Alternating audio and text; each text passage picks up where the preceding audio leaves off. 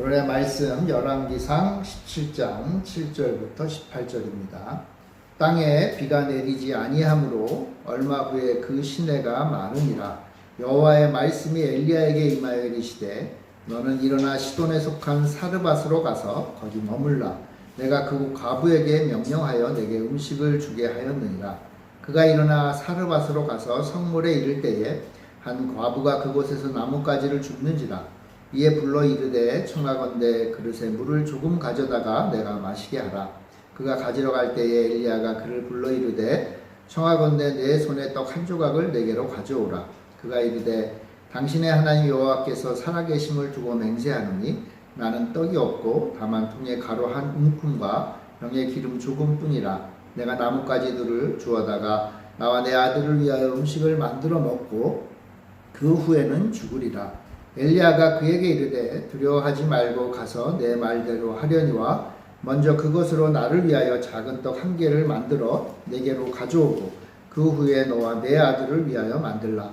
이스라엘의 하나님 여호와의 말씀이 나 여호와가 비를 지면에 내리는 날까지 그 통에 가루가 떨어지지 아니하고 그 병에 기름이 없어지지 아니하니라 하셨느니라.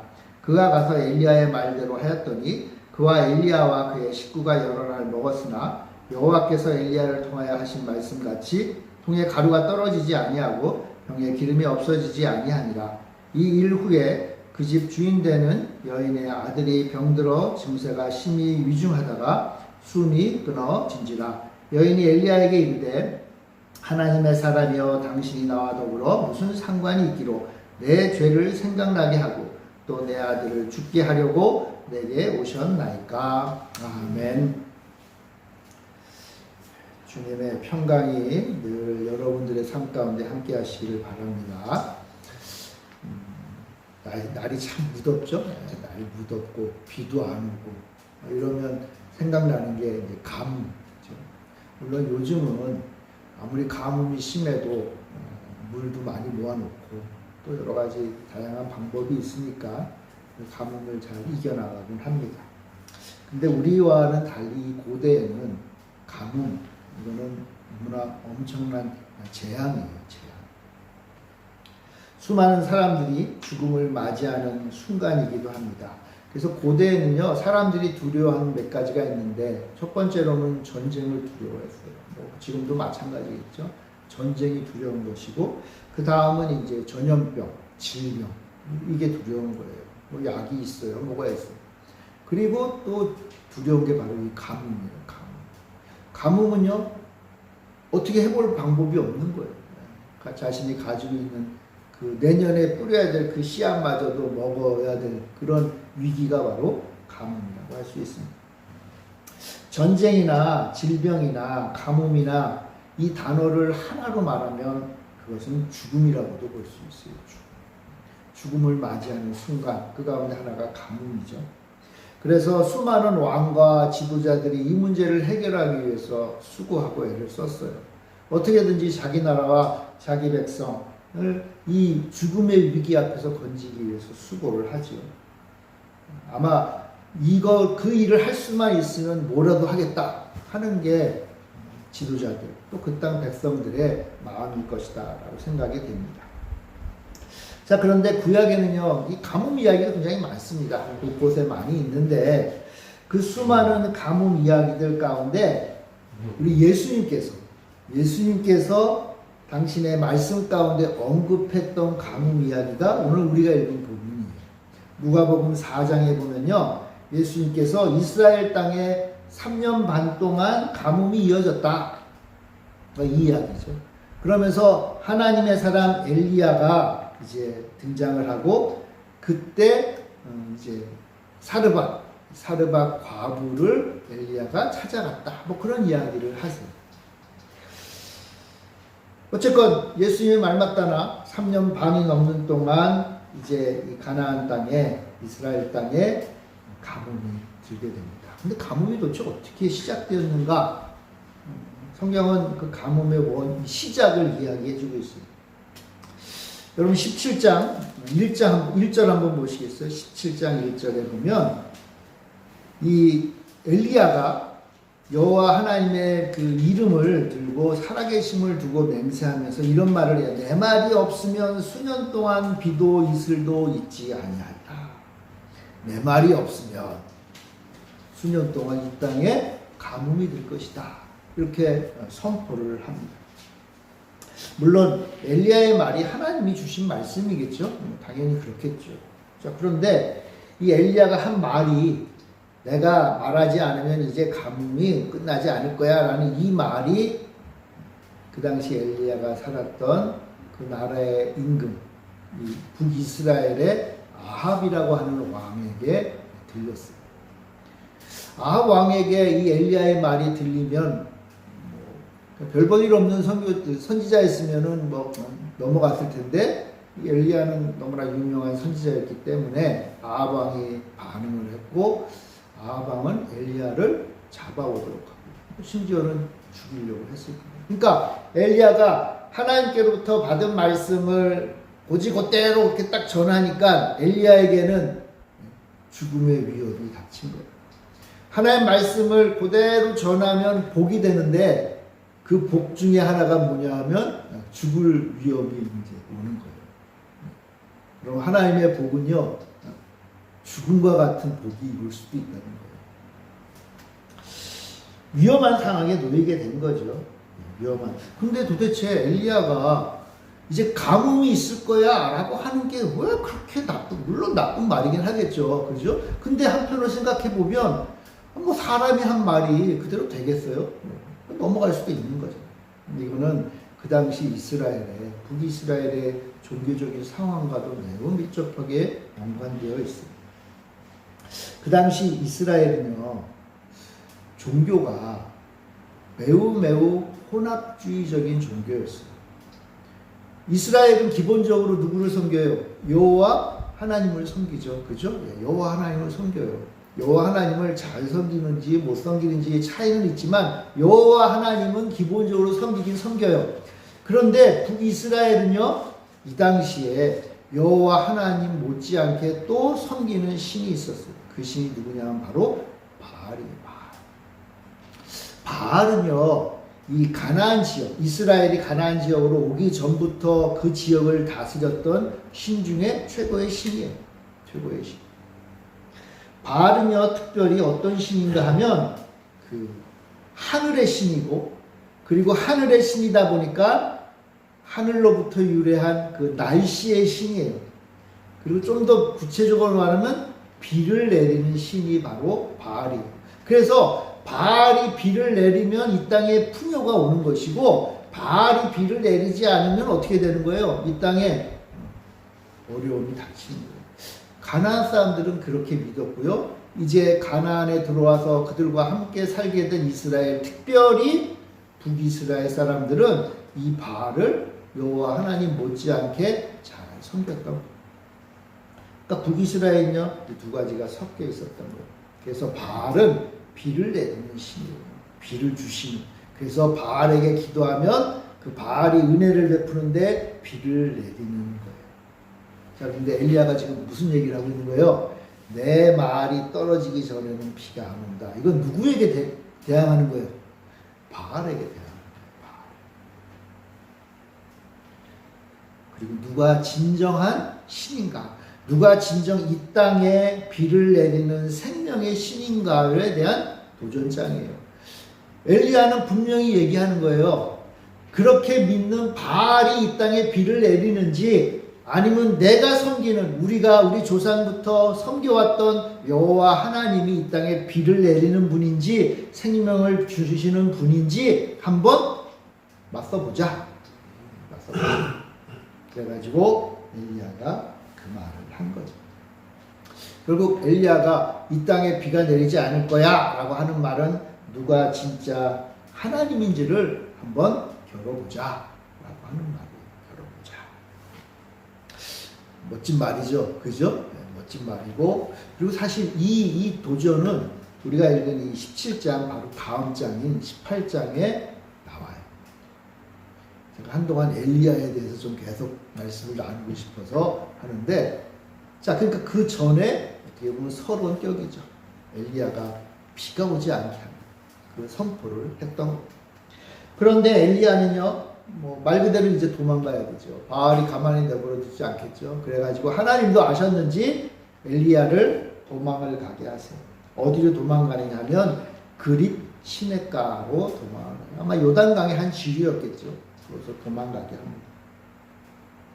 물론 아직까지 이 땅에 가뭄의 공포가 내린 건 아니지만 그러나 하나님의 선전포고가 이 땅에 임한 거예요.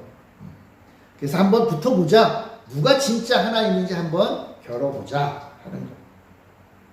그리고 엘리야가요, 바알 숭배자들과 한판 싸움을 해야 되잖아요. 그죠? 그 전에 이 엘리야도 준비를 해야 돼요. 준비.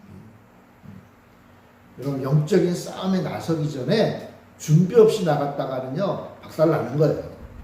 영적인 싸움이다. 내가 지금 이제 내 앞에 영적인 싸움이 놓여 있다라는 생각이 들면 그 싸움을 위하여 준비를 해야 돼요. 준비. 영적인 준비를 해야 돼요. 그러니까 엘리야도 준비를 해야 돼요. 엘리야가 준비하면서 배워야 될 게 뭐냐 하면 바로 이 생명의 하나님.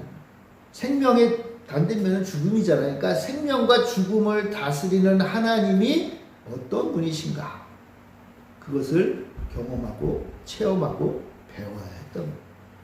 그래서 하나님은 엘리야를 그리 시냇가로 보내십니다. 그리 시냇가에서 엘리야는 놀라운 경험을 하죠. 그곳에 그리 시냇가의 물을 마시고요. 까마귀를 통해서 음식을 공급받았다. 제가 어린 시절에 주일학교에서는 이 이야기를 동화처럼 많이 들었던 기억이 나요. 까마귀가 먹을 걸 가지고 와가지고 엘리야에게 주는 장면.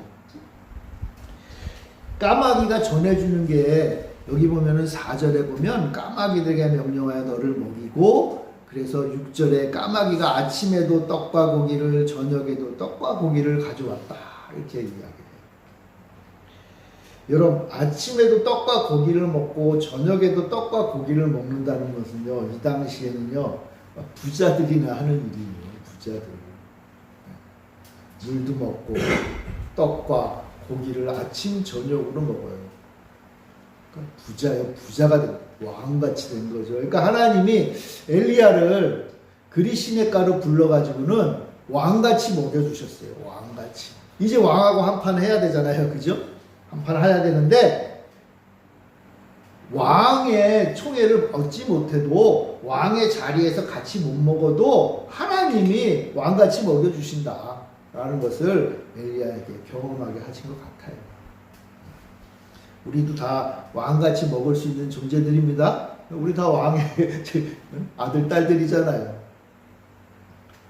저는 이 말씀을 읽어보면, 야, 하나님께서 광야에서 이스라엘 백성을 출애굽해서 광야에서 먹이셨던 장면이 생각이 나요. 가장 생각이 많이 나는 건 이 만나를 주셨을 때. 여러분, 만나를요, 이스라엘 백성들이 하나님이 주셨는데 어떻게 주셨는지 아세요? 매일매일 주셨죠? 그죠? 매일매일 주셨어요. 그냥 한꺼번에 좀 많이 주셔서 그거 좀 쌓아놓고 거기서 이렇게 뽑아 먹게 하지 않으시고 어떻게 주셨어요? 매일매일 먹을 거 주셨어요. 오히려 더 많이 모아간 사람들은 다 썩어버리게 하셨어요.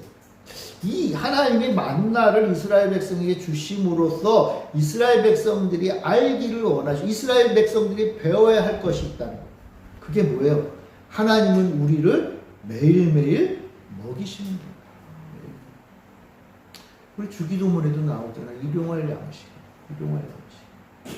이런 매일매일 하나님이 나의 삶을 책임져 주시고 이끌어 주신다는 이 경험, 이 체험, 또 그리고 거기에 근거한 믿음, 하나님의 백성에게 가장 중요한 것이에요. 가장 중요한 것. 매일매일 하나님을 의지하고 매일매일 하나님 주시는 것을 먹고 나가는 것. 그러니까 믿음의 삶이란 건요, 단회적으로 그냥 우리의 인생 가운데 어떤 큰 일이 벌어지는 것, 그것도 물론 중요해요. 그게 우리의 평생을 가니까. 근데 그거 못지않게 중요한 게 뭐냐 하면 매일매일 하나님과 함께하고 매일매일 하나님이 내 인생을 이끌어 가신다는 그런 고백입니다.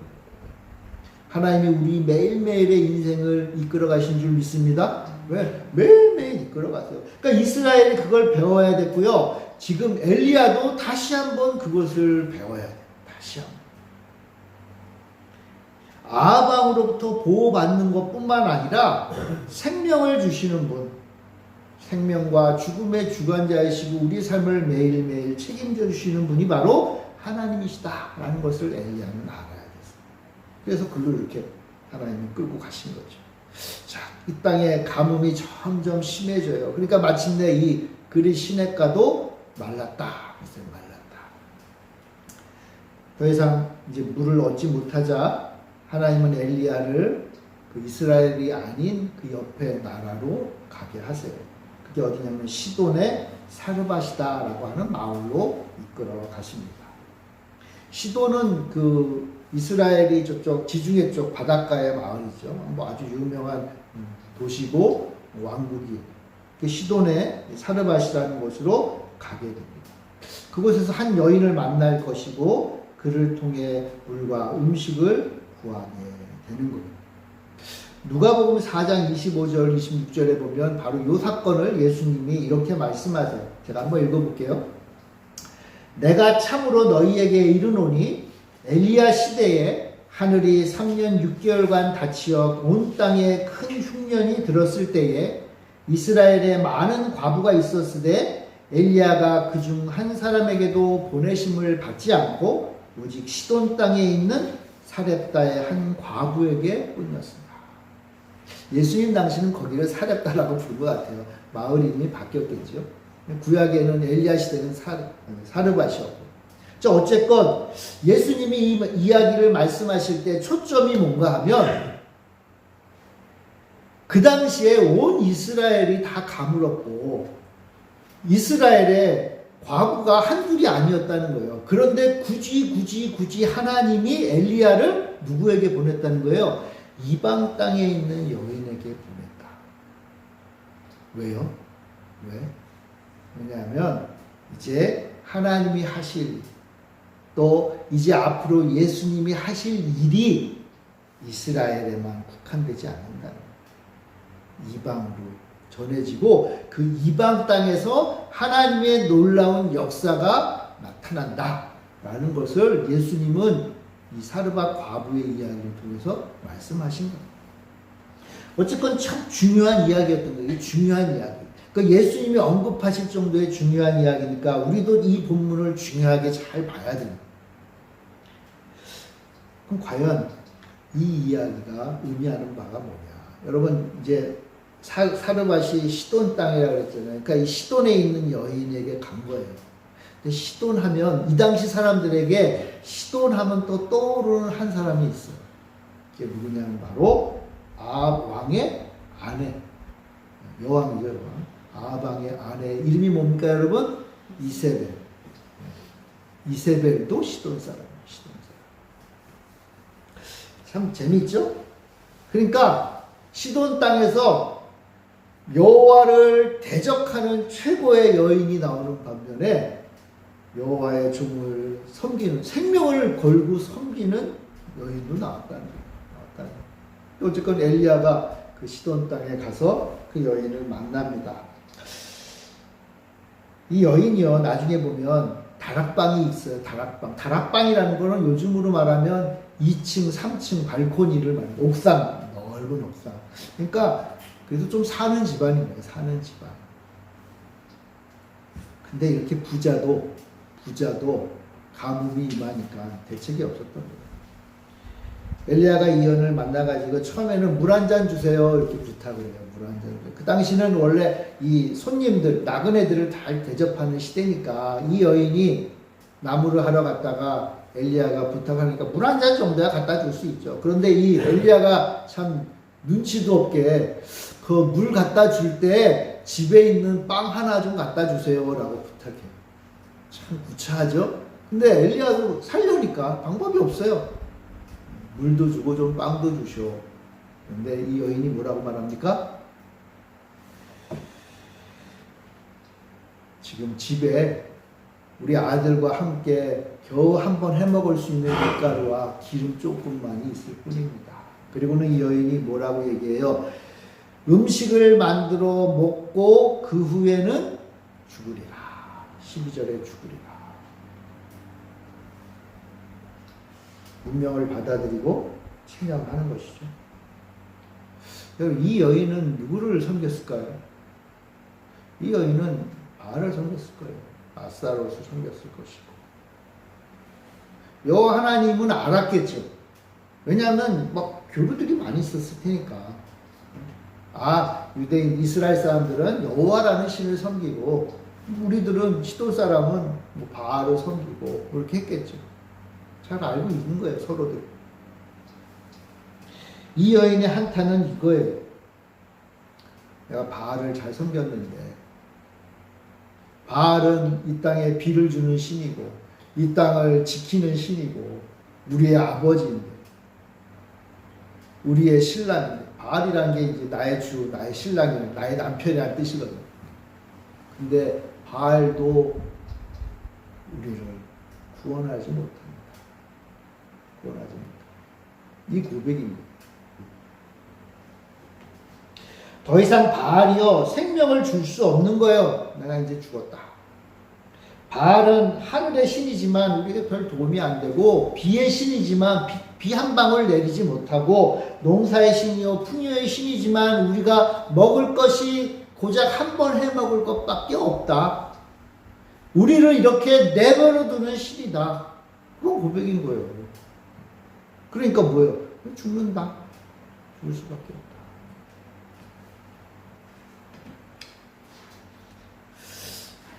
이 여자가 엘리야에게 떡을 주겠다는 거예요? 안 주겠다는 거예요, 여러분? 충분히 줄 수도 있을 것 같아요. 얘는 참 선한 마음을 가지고 있고 또 나그네로 뭐 아마 떡을 만들어서 셋이 같이 나눠 먹고 죽으려고 했겠죠. 이때 엘리야가 매우 중요한 말씀을 하세요. 뭐냐면 두려워 말라.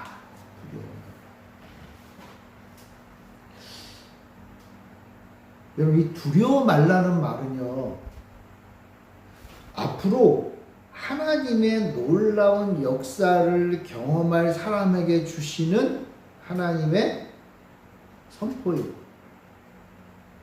그러니까 이 두려워 말라라는 것은요, 우리가 공포, 두려움, 내가 어떻게 감당할 수 없는 그 상황 때문에 무서운 사람에게 위로하려고 주는 말씀만이 아니에요. 우리는요, 사람들에게 막 힘들어하고 어려워하고 막 걱정하는 사람들에게 두려워하지 마 라고 얘기들을 많이 하잖아요. 그때 우리가 두려워하지 마 라는 말은 뭐예요? 무섭고 힘들고 어려운 일이 있지만 한번 잘 견뎌봐 정도잖아요, 사실. 잘 견뎌봐. 그러면 뭔가 좋은 일이 오겠지. 그러니까 두려워하지 마. 이 말을요, 무슨 뭐 곧 일이 변화되고 새로워지는 의미가 아니라 잘 버텨봐 그런 정도예요. 그러니까 사실은 사람들에게 어려운 사람에게 두려워하지 마 하는 것을 사람들이 그 어려움 당한 사람들이 싫어할 수도 있어요. 왜요? 그 문제를 해결하는 게 아니니까. 두려워하지 마세요. 심지어는요, 약 올리는 걸로 받아들일 수도 있어요. 저는 그 마음을 이해해요. 왜냐하면 아무렇게 해결된 것도 없는데 두려워하지 말라니 말도 안 되잖아요. 그죠? 말도 안 돼. 사람이 하는 두려워하지 마는 그렇게 볼 수도 있어요. 그런데 하나님이 두려워하지 말라는 말씀은 뭐냐면 이제 그 두려움을 일으키는 그 상황을 변화시킬 것에 대한 예언의 말씀입니다. 그러니까 하나님이 우리에게 너 두려워하지 말아라. 내가 하나님 앞에 걱정, 근심으로 기도했을 때 하나님께서 우리에게 두려워하지 말라, 놀라지 말라, 내가 너와 함께 함이라는 말은 그 문제를 어떻게 하신다는 거예요? 해결해 주신다.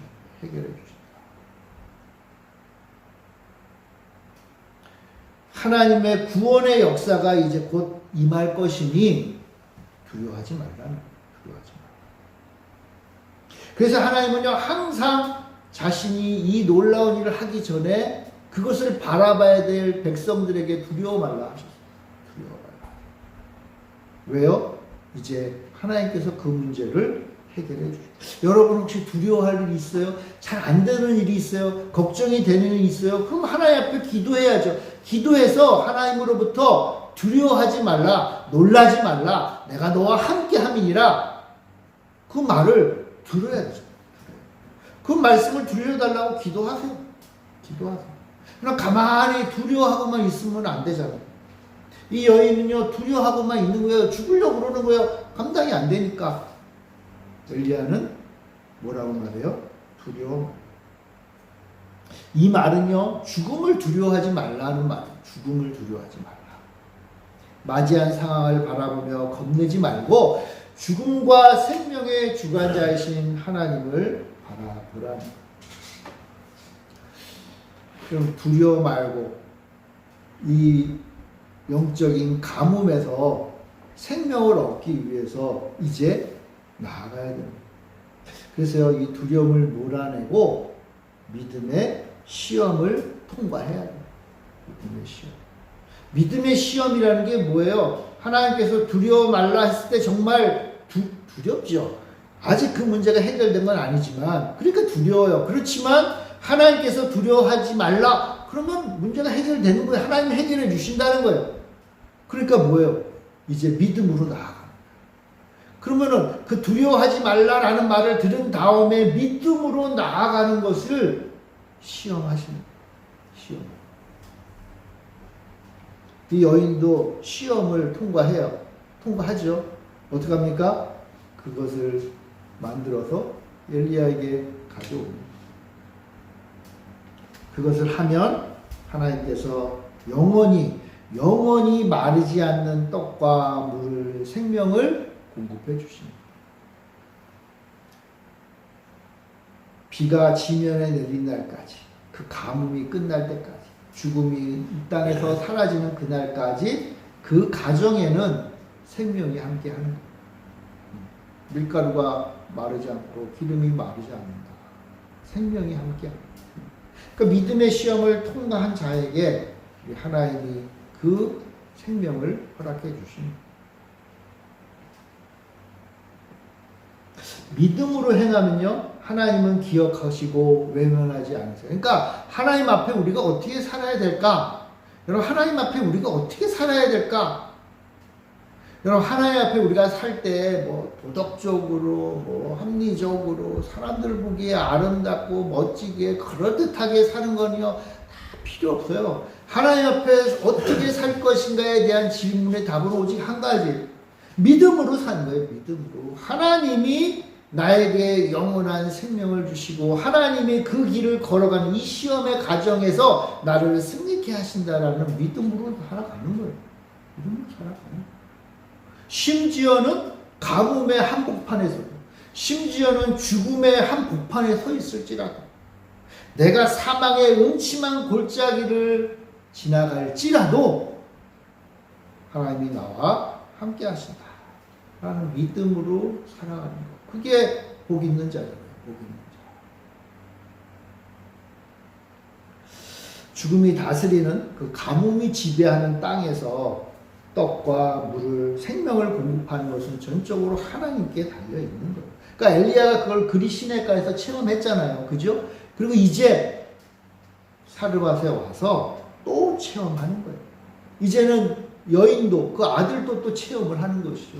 체험을 하는, 하나님이 어떠한 분인지를 깨닫는 일이 더 확대가 된 거예요.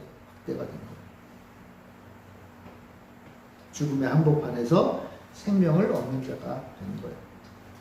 자, 그런데 인생이 항상 믿음이 있다고, 믿음의 시험을 통과하고 하나님의 축복을 경험했다고 끝이 아니에요.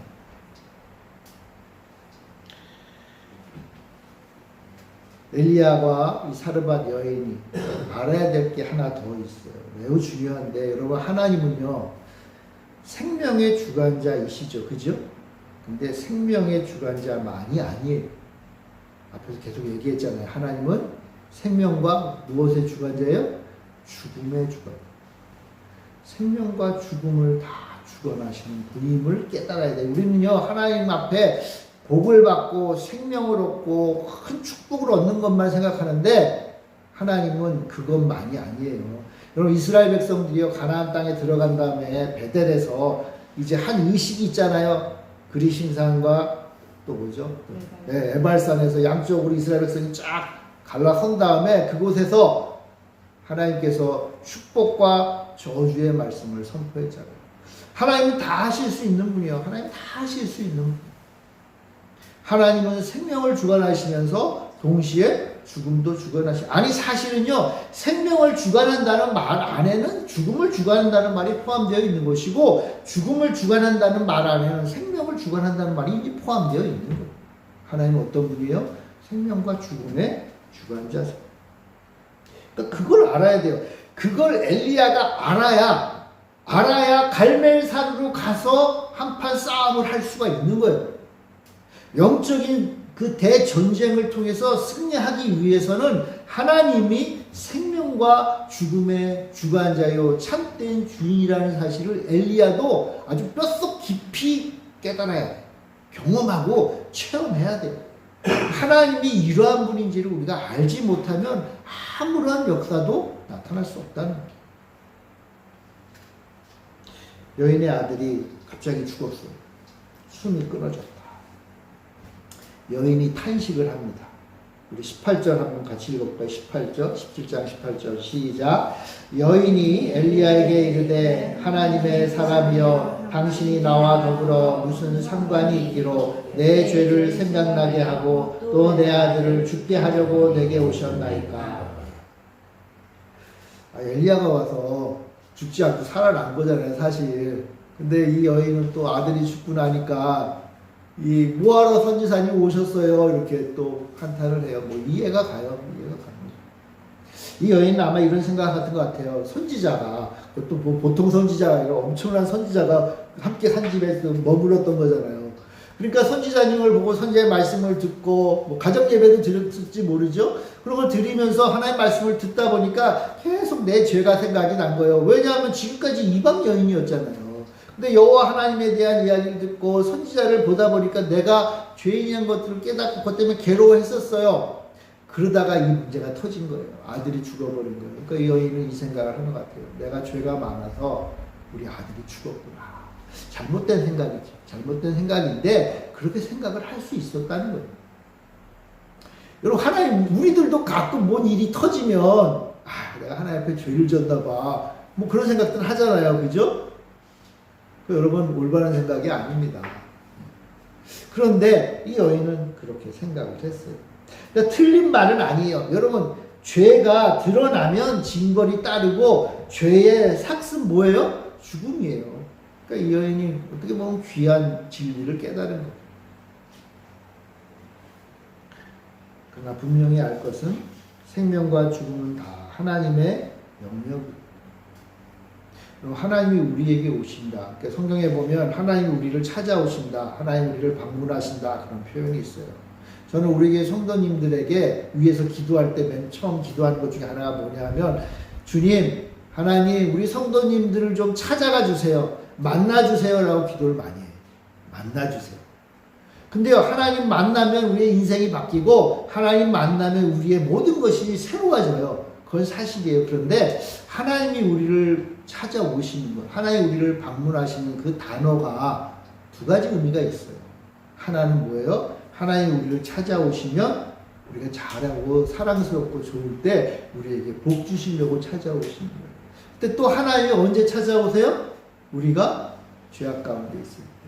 하나님을 외면하며 살 때 책망하고 징계하게 오시는 거예요. 그러니까 하나님 우리를 찾아오신다. 이 말은요, 이 양면이 있는 거예요. 양면. 이 여인에게는요, 지금 하나님이 찾아오신 것 한편으로는 생명이지만 또 한편으로는 죽음으로 경험한 거예요.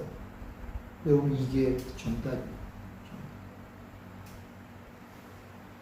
하나님은 우리에게 오시는데 에발산과 그리심산에 섰던 이스라엘 백성들처럼 우리에게 복으로도 오시고 우리에게 생명으로도 오시지만 또 한편은 우리에게 심판, 우리에게 죽음으로도 오시는 분이에요. 하나님은 그런 분이에요.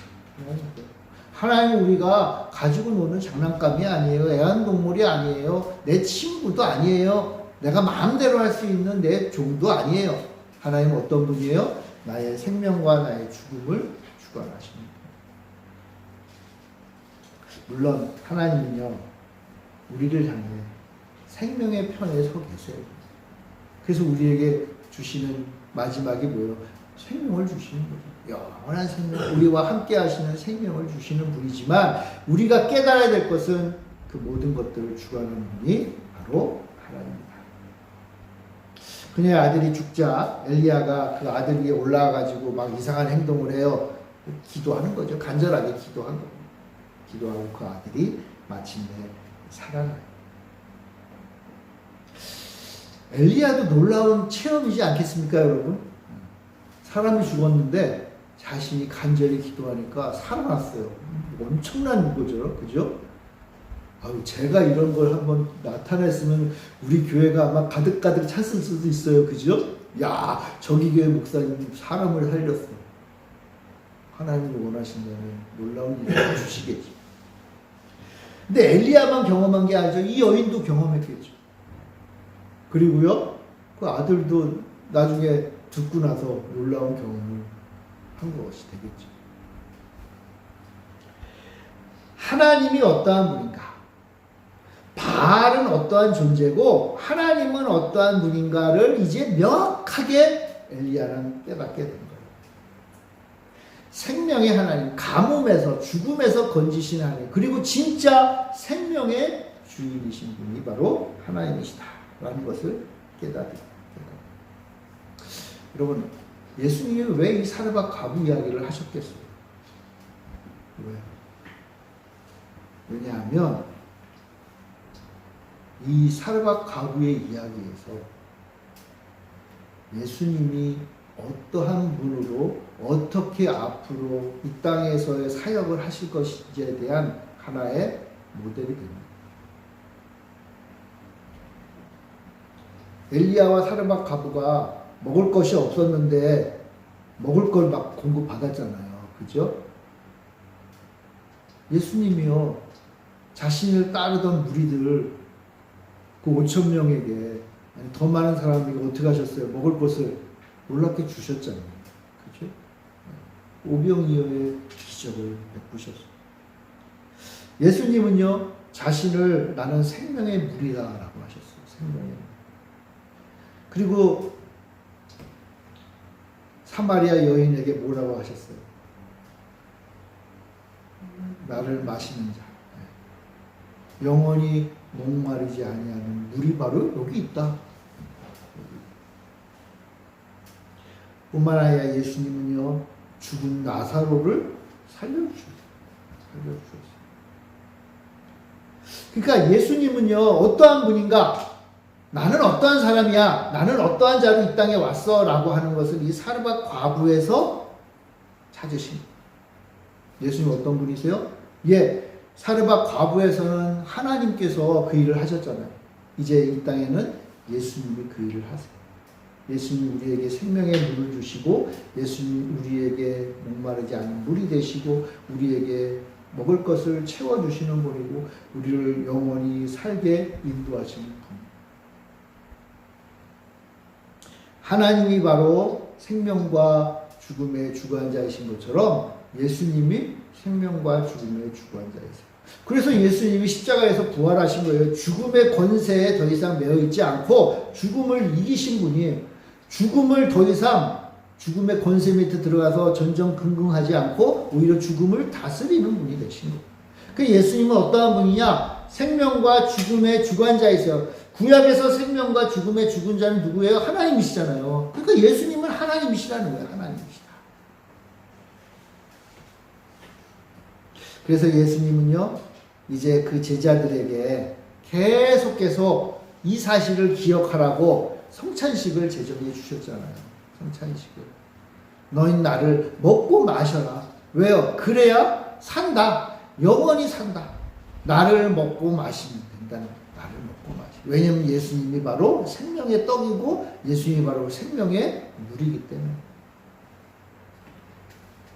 사랑하는 성도 여러분, 이 수천 년 전에 가뭄으로 죽음이 가득했던 그 땅에 오히려 그것을 통해서 세상에 믿던 바알이 생명의 주관자가 아니라 내가 생명의 주관자다라는 것을 우리 하나님께서 보여주신 것. 엘리야가 그걸 알아야 됐고 그 여인도 알아야 됐고 이제 예수님을 통해서 우리도 알아야 되는 거예요.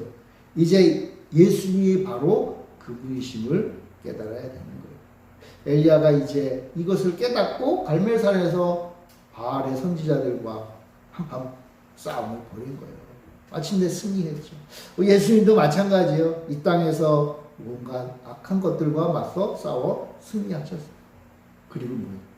생명의 주관자요 죽음의 심판자이심을 드러내신 거예요. 사랑하는 성도 여러분, 바로 이 사실을 기억하고 오직 예수님만이 우리의 생명과 죽음의 주관자이심을 깨닫고 주님 바라보며 사는 인생들이 다 되기를 바랍니다. 네, 우리 기도하겠습니다. 사랑의 주님, 저희들을 사랑하셔서 가뭄의 현장에서 죽음의 현장에서도 영원한 생명과 영원한 주님과 함께하는 복을 허락하시니 참 감사합니다.